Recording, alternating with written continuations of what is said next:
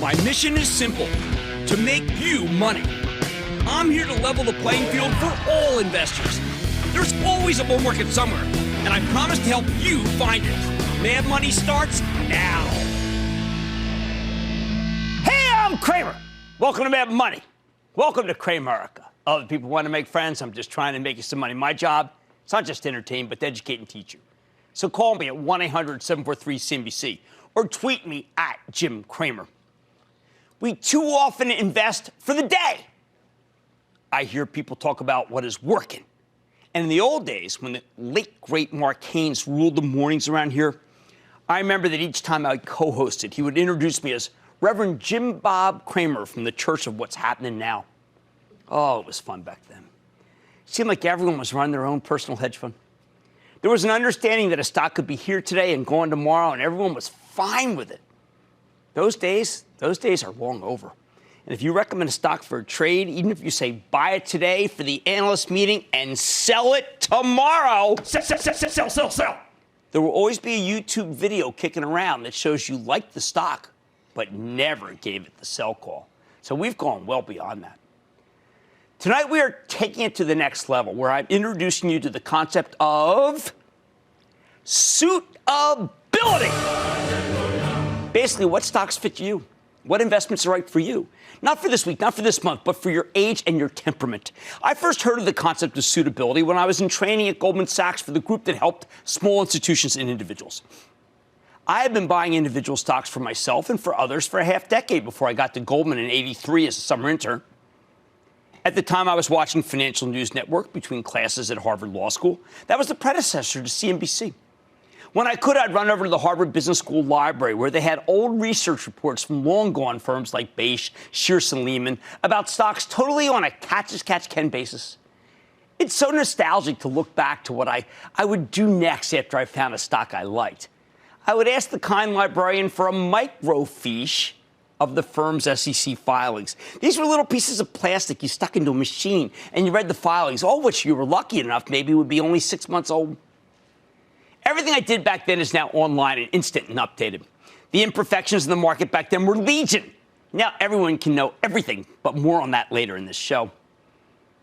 I would spend all week trying to find one stock that I thought would work, one stock that would be good for 1 week, where anyone who wanted to invest could take the idea and then run with it. And then I would take my answering machine and give you a 20-second wrap on that stock. Answering machines, can you imagine? Some companies used to make them with all those jobs wiped out by your cell phone, right? Answering machines. Same with answering services, for that matter. Talk about jobs that aren't coming back no matter who's the president. Anyway, I would say, hi, this is Jim. I'm not here right now, but I like both the chart and the recent numbers from People Express, a long-since bankrupt airline that I used to jet down to New York for job interviews. My best one? A recommendation for Monolithic Memories, a smoke show of a company with a red-hot stock that was run by Zev Druria, who 2 decades later helped save Tesla back when that car maker was struggling. Yeah, Druria, in 2007, 2008. He was the last CEO before Elon Musk. Anyway, Monolithic shot up like a rocket that week, and ultimately it ended up with a big bid from Advanced Micro Devices. That was far down the road. It was the best Kramer's Not at Home call his machine hit I ever had. And believe it or not, Jim is not home became a rallying cry for lots of people who were calling me back then, hoping I wasn't home so they could get the tip without having to deal with me. Not long after I got a job at Goldman Sachs, one of the officers at the firm called me and got the machine with its recommendation. He told me to call him as soon as possible.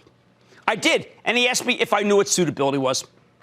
I had no idea. Suitability. I mean, how's my suit fit? I didn't even have a suit. So he introduced me to the concept.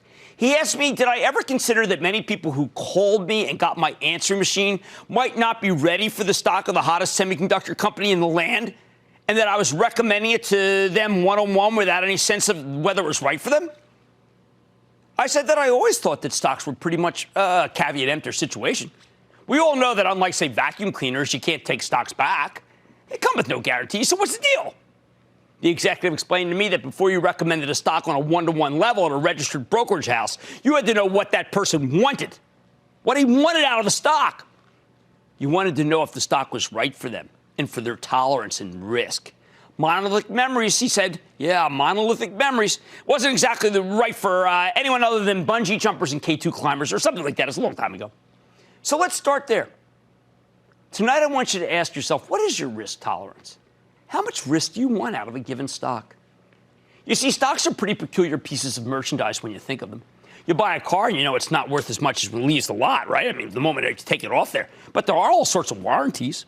You buy a house and you know that it could burn down the next day. However, before you buy it, you get a binder with insurance, so if it does burn down, you get your money back. Clothes can be returned, devices returned, phones, PCs, washers, dryers, you name it. But stocks? Stocks. You buy a share of Nike and the next day Goldman Sachs downgrades it, and the day after Foot Locker says there's been a slowdown in Jordans, you can't go back to your broker and say, hey, Chief, you never told me this could happen. I'm down $3 in 2,000 shares. I'm out $6,000. I want that $6,000. I want it back. Caveat emptor. Now, it would have been incumbent upon the broker back then when I got started to recognize that the buyers would know these things could happen. Maybe the broker should never have been recommending stocks to begin with. No matter. You get the point. Because you can't take stocks back and get the stock price, the same price that you paid, because there is no real insurance, although you could buy an expensive put underneath with a cost that lowers the return of Nike pretty dramatically and has to be renewed constantly. Suitability. The concept of suitability is incredibly important. That's why for the next hour, you're going to learn about a way to measure your own tolerance versus a variety of factors. Because these days, with electronic brokers, there's no real protection. Just a signed form that say, you get it. You know what you're getting into, and you accept it. Tonight, the bottom line, that stops here. By the end of this show, you will know what suits you and what doesn't, no matter what your age or your style. Or to put it this way, caveat emptor? No. Just buy or be a little more aware of what you might be committing your hard-earned dollars to when you pull the trigger on a buy. Buy! Anne-Marie in New York. Anne-Marie. Hey, Jim. Thanks for taking my call. Of course. Can you talk a little bit about trimming our profits? Because I get eager and I start trimming when I'm up 10 or 20%, which I know you'd say is a high-quality problem, but can you talk a little bit more about the trimming? It is a high-quality problem, but what would happen if you kept doing that was that you would miss out on some of the greatest stocks in the history of man that you may actually own. What I suggest you do is move that up a little. I don't think you should start selling till you're up around 25, 30% and only sell about a quarter position. When you're up about 60, 70%, this is a change from the old days. I think then you should sell a little more, but then you got to let it run. And if it comes back, you can buy some. I just don't want you to lose a great opportunity unless the story changes. And then it's sell immediately. Lido in Texas. Lido. Hey, Jim. How are you doing? I am good. How about you? My question is, as a recent early retiree and one who is anticipating, a possible market correction in the near future. Okay. Should I allocate a stock index fund now from a stable income fund, or should I wait until after the market has corrected? No, I mean, if you're in retirement stage, I still want you to own equities, but I don't want you to have as much equity exposure. You really shouldn't own more than 50%. That's actually a lot if you're retired. Now, I want you to own some, obviously, because people who retire tend to live 20, 30, 40 years longer than they thought. But no, I mean, taking the cash out, don't necessarily put them in bonds when interest rates are higher. But you know what? You'll put money back if the market really craters. Otherwise, I think you'd be fine, and you got to let it ride. Marlo in Illinois. Marlo.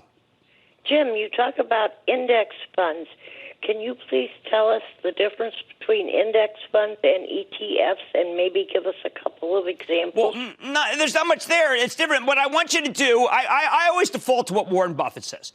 Warren Buffett says you should buy the Vanguard Index Fund. It's the lowest cost fund. Vanguard's very easy to get to. I just want to go with Warren Buffett, the greatest investor. Why? Well, Warren Buffett, what am I going to do? Argue with him? That's never been a great call. All right, no more excuses. I'm helping you form the necessary investing strategies you need at all stages of your life tonight. From young to old, I'm going to meet you where you are and take you where you need to be. On Mad Money tonight, we're kicking things off by beginning in the crib. Forget binkies. Here are the two stocks you should be buying to give a newborn a much-needed head start. Then teenagers typically have a lot to learn, but there's an important investing lesson everyone can get from them as well. I'll fill you in. Plus, from your 20s to your golden years, my definitive guide to where your money should be sitting at any age. Stay with Cramer. Don't miss a second of Mad Money. Follow @Jim Cramer on Twitter. Have a question? Tweet Cramer. #MadTweets. Send Jim an email to madmoney@cnbc.com or give us a call at 1-800-743-CNBC. Miss something? Head to madmoney.cnbc.com.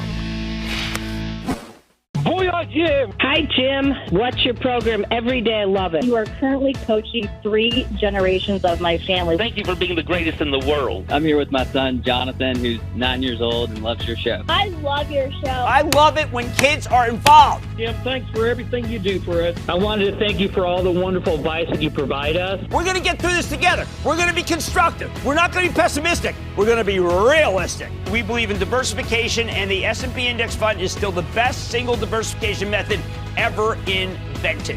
Our world is a better place with you in it. We thank you for all you do.